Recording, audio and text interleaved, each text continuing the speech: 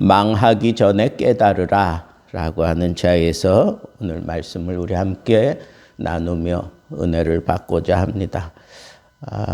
이스라엘의 멸망 원인이 바로 이 우상 숭배에 있는데, 이 우상 숭배에 대해서 호세아서 본문에서는 음행이라고 하는 그런 단어를 썼습니다. 왜 음행이라고 하는 단어를 썼느냐 하면 하나님을 버렸다라고 그렇게 표현되어 있습니다.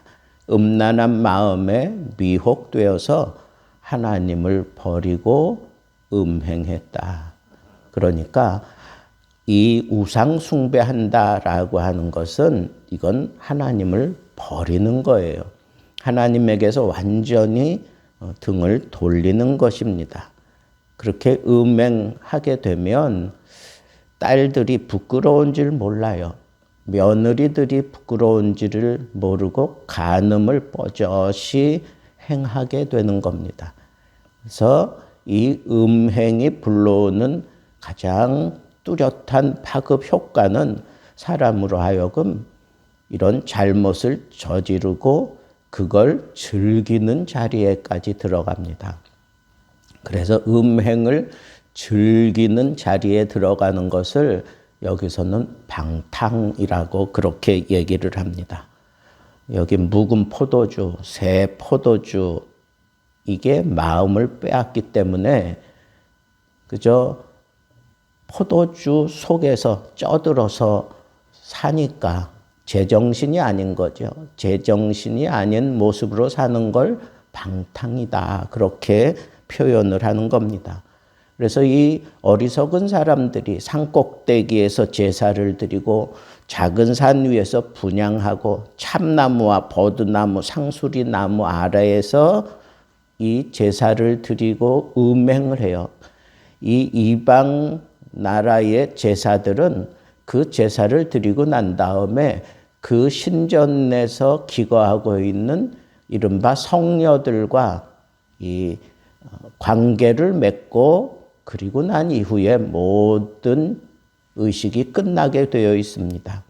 그런데 이게 어느 한 자리, 예전에는 비밀스러운 자리에서 그런 짓을 했겠는데 이게 즐기는 수준에 들어가니까 참나무 아래 어쩌면 다 드러내놓고 그냥 하는 거예요. 그냥 거기에 그늘이 좋다 하는 그런 표현이 있어요.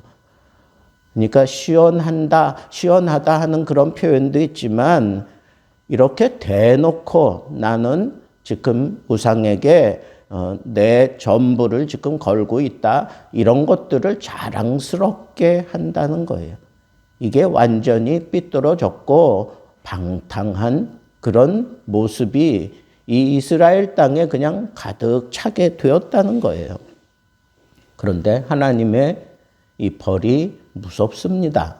여기 보니까 이렇게 완전히 음행하고 방탕을 즐기고 있는 이스라엘에 대해서 내가 벌하지 아니하리니 그랬어요. 내가 벌하지 아니하리니.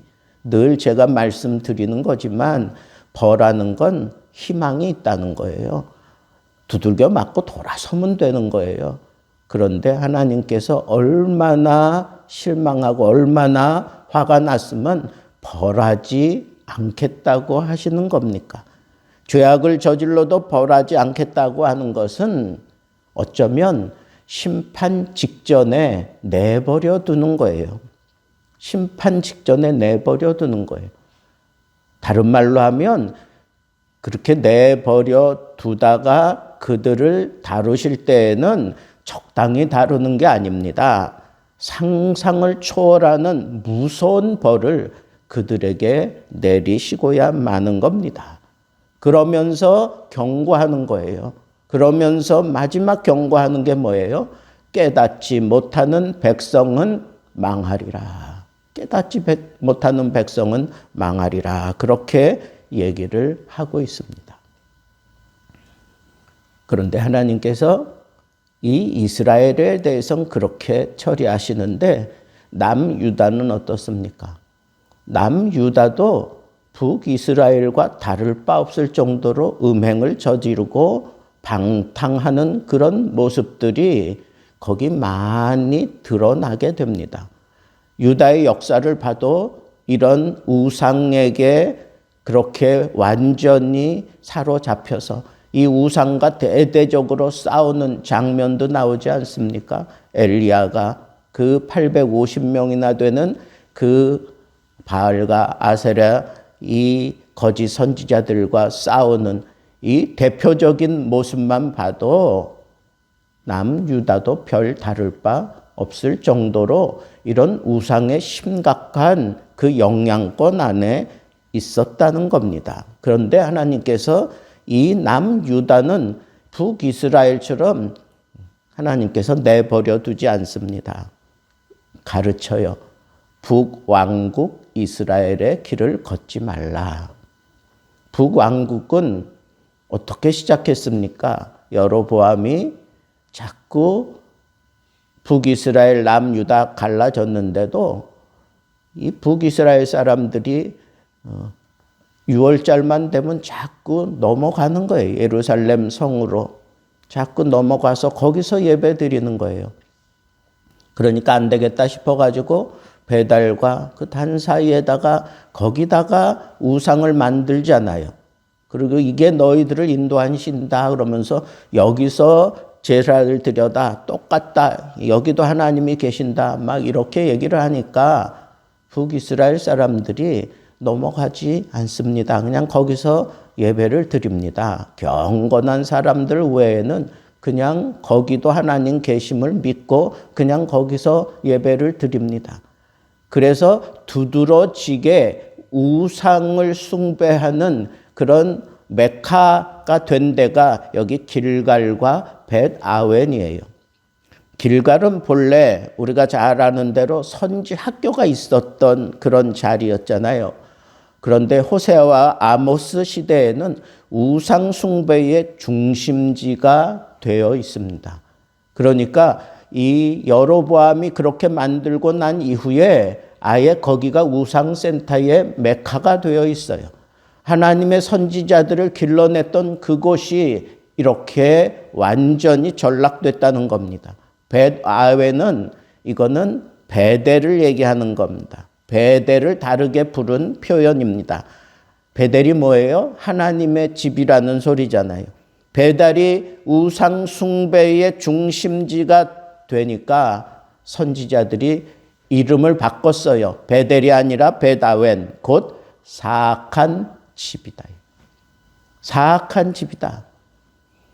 여러분, 하나님의 놀라운 역사가 있었던 이 두 도시가 하나님의 이름을 두려고 구별하던 그 도시가 완전히 사악한 집으로 우상의 본거지가 되고 마는 이런 현실까지 이르렀던 것은 자기 중심적인 그런 믿음을 추구하면서부터 그런 거예요.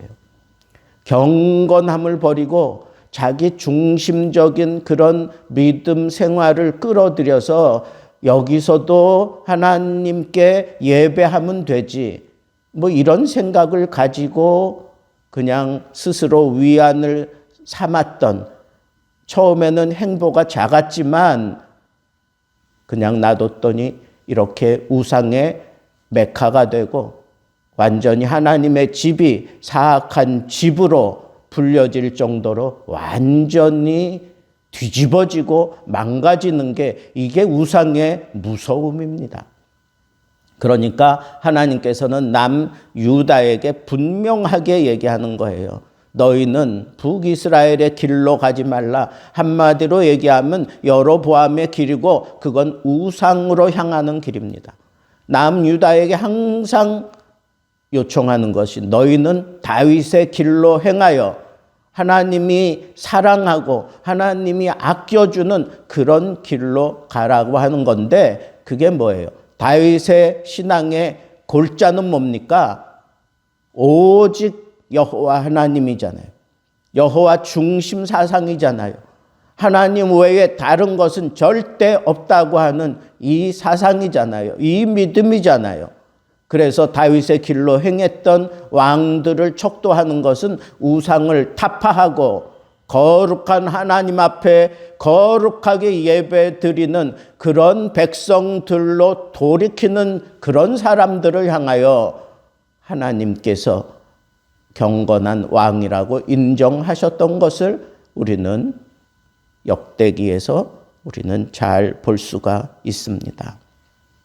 여러분, 이렇게 아무것도 아닌 것처럼 우상을 받아들이다가 심각해진 북이스라엘의 길로 가지 말아야 합니다. 이 북이스라엘의 두 번째 두드러진 모습은 완강했다 그랬어요. 완강한 암소처럼 그들이 완강했다. 완강했다는 건 뭐예요? 고집이 너무 셌다는 거예요. 얻어맞으면서도 제 길을 계속 고집하는 거예요. 말씀을 통해서 또 여러 가지 사건들을 통해서 아무리 돌아오라고 그렇게 얘기를 해도 이 고집을 부리면서 끝까지 자기 길을 가는 이 완강한 모습, 이 패역한 모습, 말씀이 들어가도 그 심령의 변화조차 없는 이런 완강한 모습 때문에 북이스라엘은 하나님께 버림을 받게 되었습니다. 그리고 이 북이스라엘의 길로 가지 말어라, 완강하지 말어라. 그리고 에브라임이 우상과 연합하였으니, 우상과 연합했다. 여러분, 이 우상과 연합했다고 하는 것은 사리 분별하지 못하고 그냥 아무에게나 들이대는 것을 얘기하는 거예요. 연합했다라고 하는 것은 한마디로 얘기하면 우상으로 완전히 그냥 다 옷 입고 가면을 썼다는 거예요. 여러분, 그냥 이렇게 살아갈 때는 자기 체면을 생각하지만 가면을 쓰고 나면 체면이고 뭐고 없습니다. 그게 인간의 이 본성과 결탁되어서 이런 심각한 일을 저지르는 것, 이게 바로 우상과 연합한 자들의 모습입니다. 그들은 오히려 부끄러운 일을 좋아한다 그랬습니다. 재물로 말미암아 부끄러운 일을 당하게 될 것을 전혀 모르는 거예요. 그렇게 생활하다가 여기 말씀해 보니까 바람에 쌓여서 그 재물로 말미암아 부끄러운 일을 당한다. 이것은 한마디로 얘기하면 이 강풍이 불어서 이 바람에 날려지고 그리고 흔적 없이 사라질 것을 말하는 겁니다. 실제로 역사적으로 아수르에 의해서 북이스라엘이 정말 흔적도 없이 완전히 초토화되고 완전히 망하리라고 생각지도 못했는데 결국은 망해버리잖아요. 여러분, 오늘 저는 이 말씀을 통해서 우리에게 주시는 가장 큰 교훈이 뭘까요? 망하기 전에 망하는 길인 줄 뻔히 보이는데 망하기 전에 돌아서라고 하는 거예요.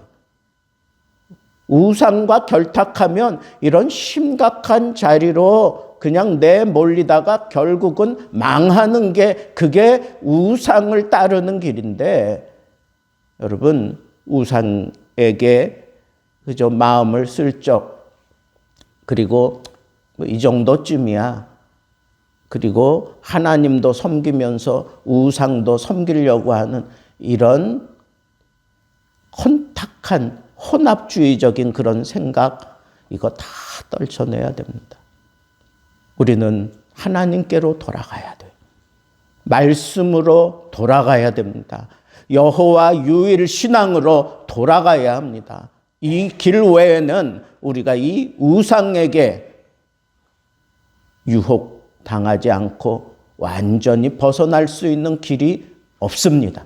오늘 이 아침에도 우리에게 주어진 이 우상의 길의 유혹과 위협 속에서 나도 모르는 사이에 그냥 마음을 열어놓고 슬쩍슬쩍 받아들이다가 이런 심각한 우상의 길을 만들어내고 우상의 메카가 되어버리는 이런 무시무시한 이런 상황이 지금 우리들 앞에도 펼쳐져 있다고 하는 이 사실을 생각하면서 여러분 하나님께로 돌아서십시오. 그리고 말씀을 붙들고 사십시오. 그리고 오직 여호와 신앙을 확고하게 붙들고 이것 외에 나에게는 아무것도 없다라고 하는 이 믿음을 가지고 오늘 이 아침 하나님 앞에 기도하며 하나님의 그 안타까운 마음, 정말 돌이키고 싶어하는 그 마음을 헤아리며 이 아침 은혜의 빛을 밝힐 수 있는 좋은 기도의 시간이 되기를 우리 주님의 이름으로 축복합니다.